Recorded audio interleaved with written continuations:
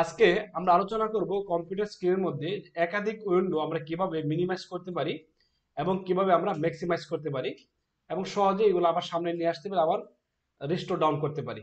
আজকে মূলত এই বিষয়টা আলোচনা করছি। আমরা এখান থেকে বেশ কয়েকটি ফাইল আমরা এখানে ওপেন করে নেই।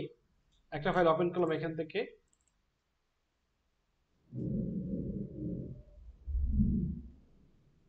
2 নম্বর ফাইল আমি এখান থেকে ওপেন করলাম।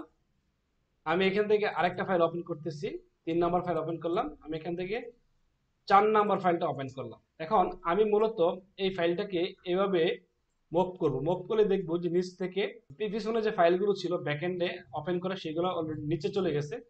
আবার যখন আমি মুভ করব দেখবো যে অটোমেটিকলি এই ফাইলগুলো আবার এখান থেকে চলে আসছে।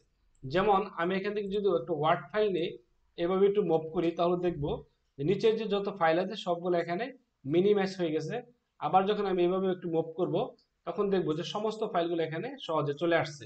আমরা এটা হয় মূলত আমরা একাধিক স্ক্রিন যখন নিয়ে আমরা কাজ করি, তখন কোন স্ক্রিনটা আমরা মূলত নিচে রাখবো উপরে রাখবো এটা নিয়ে একটু সমস্যা হয়।